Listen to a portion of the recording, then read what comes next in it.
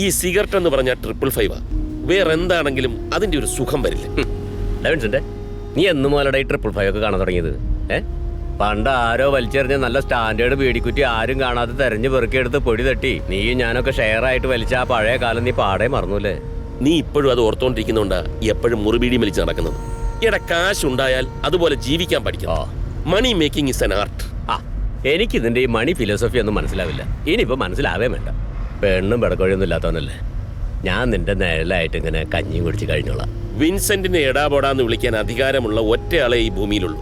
ആ നീയാണോ എന്റെ നിഴല്? അത്രയ്ക്ക് വിനയം വേണ്ട. നീ ഇങ്ങനെ ഓരോന്ന് എന്റെ തലയിൽ കെട്ടി വെക്കുന്നോണ്ട് എന്റെ ഉറക്കം ഈ നഷ്ടപ്പെടും കേട്ടോ. കൊല്ലൂര് സ്ഥലം വിറ്റ അഡ്വാൻസാ ഈ ചാക്ക് സഞ്ചിയില്. ഇത് നിന്നൊന്ന് ഏൽപ്പിക്കാൻ വേണ്ടിട്ട് ഇന്ന് രാവിലെ മുതൽ ഈ കുറുക്കന്റെ കയ്യിൽ ആമേനെ കിട്ടും പോലെ കെട്ടിമറിയാ ഞാൻ. നീ പിടിച്ചേ. വേദനിക്കുന്ന ബിനാമിയുടെ ആത്മസംഘർഷം. എനിക്ക് കളി ശരി. എന്റെ ഉള്ളിലാ തീയെ ഭൂമി തീയെ. നീ എന്തിനാ രാവുണ്ണി പേടിക്കുന്നത്? നാട്ടിൽ നടപ്പുള്ള കച്ചവടമല്ലേ നമ്മൾ ചെയ്യുന്നുള്ളൂ. പാലോടനല്ലേ?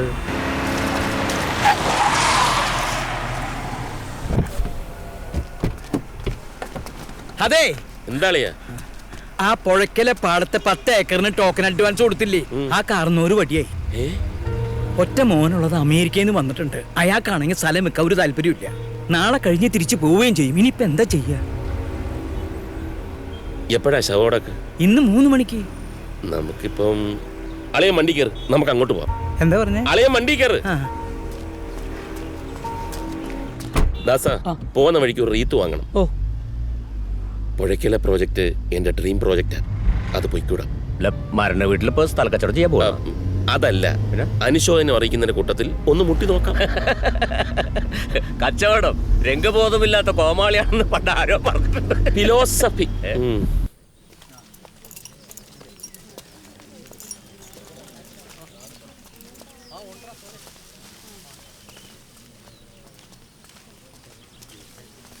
ആ നിൽക്കുന്നവനാണ് അമേരിക്കയിൽ നിന്ന് വന്ന മോൻ. ആ മൊട്ടത്തലേന്ന്.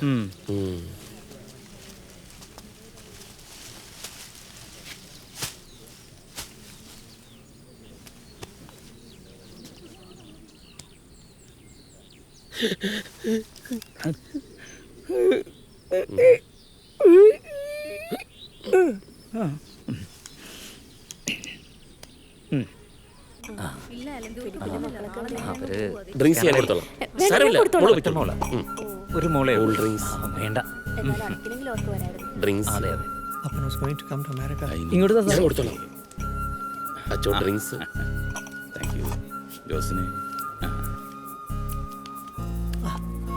Thank you so much for coming, uncle. ഇതൊന്ന് പിടിച്ചേ. എന്തിനത്? Bye.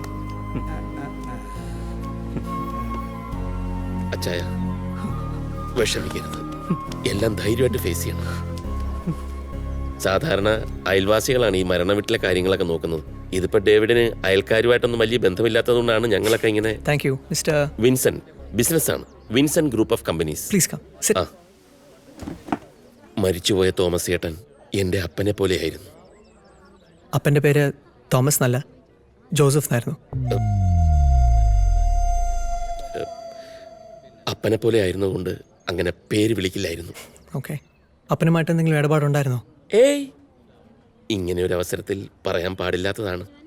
ആ പുഴയ്ക്കൽ പാടത്തെ സ്ഥലം അപ്പനുമായി വാക്കാൽ കരാറിൽ ഒരു ടോക്കൺ അഡ്വാൻസ് കൊടുത്തിരുന്നു. എത്രയായിരുന്നു അഡ്വാൻസ്? ഏയ്, ടോക്കണായിട്ട് 1 ലക്ഷം രൂപ കൊടുത്തിരുന്നുള്ളൂ. ബാക്കി ഡോക്യുമെന്റ്സ് വെരിഫൈ ചെയ്ത് എല്ലാം എഗ്രിമെന്റ് ആക്കാൻ ഇരിക്കുകയായിരുന്നു. അപ്പോഴാ അപ്പൻ. ഒരു minute, I'll just come.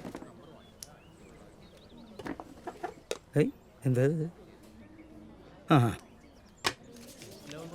Check ആരുടെ പേരിലാണ് എഴുതണ്ടേ? ക്യാഷ് ചെക്ക് വേണോ? അയ്യോ, അതിനല്ല വന്നത്. ഇനി മിസ്റ്റർ ഡേവിഡ് ആണല്ലോ അവകാശി. അപ്പൊ എഗ്രിമെന്റ് ചെയ്യേണ്ടത് താങ്കളുമായിട്ടാണല്ലോ. അതിനെപ്പറ്റി സംസാരിക്കാൻ വന്നതാ. ക്യാഷ് ചെക്ക് എഴുതിയിട്ടുണ്ട്. സ്ഥലം വയ്ക്കാൻ താല്പര്യമില്ല. സാമാന്യ മര്യാദ ഉണ്ടായിരുന്നെങ്കിൽ അപ്പം മരിച്ച ദിവസം തന്നെ കച്ചവടത്തിന് വരില്ലായിരുന്നു. അയ്യോ, മിസ്റ്റർ ഡേവിഡ് തിരക്കുള്ള ആളായതുകൊണ്ട് നാളെ തിരിച്ചു പോകുമെന്ന് അറിഞ്ഞതുകൊണ്ട് ഞങ്ങൾ ഞങ്ങളുടെ ഭാഗം ക്ലിയർ ആക്കി. അത്രയേ ഉള്ളൂ. Sorry, very sorry.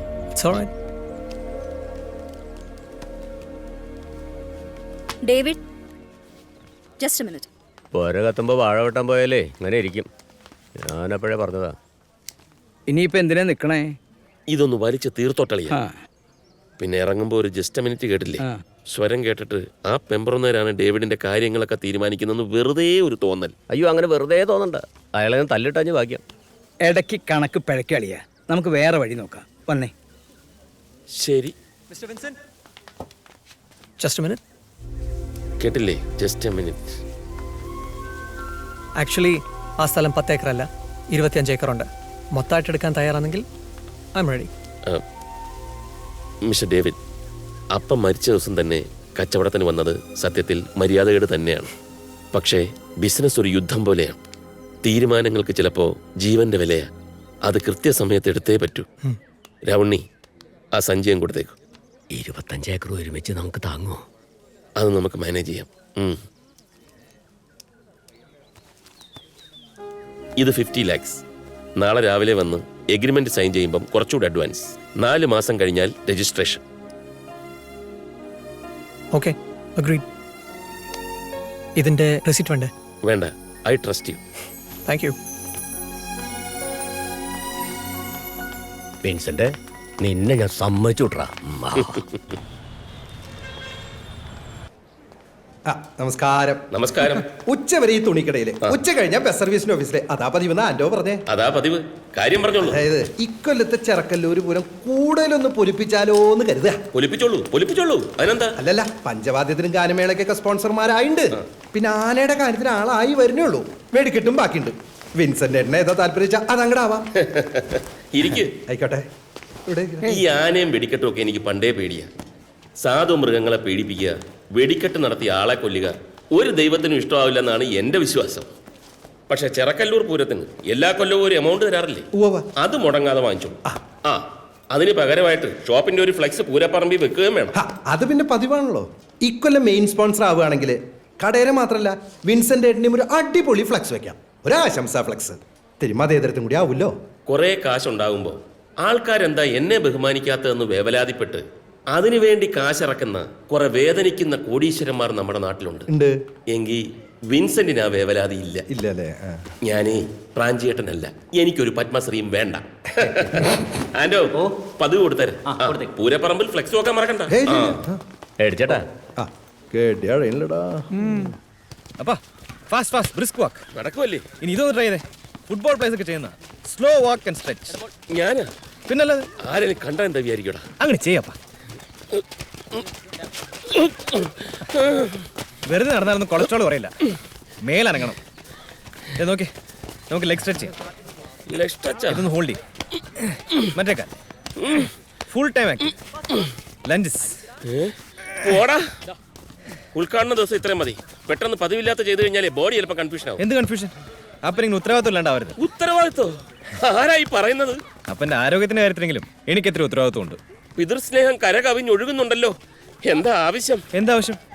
അപ്പാ, എനിക്ക് അപ്പനോടുള്ള സ്നേഹം 916 ഗോൾഡ് ആയിരുന്നു. അപ്പൻ എന്തെങ്കിലും തിരിച്ചറിയും. വാല് വെക്കാതെ കാര്യം പറഞ്ഞിട്ട് പോടാ.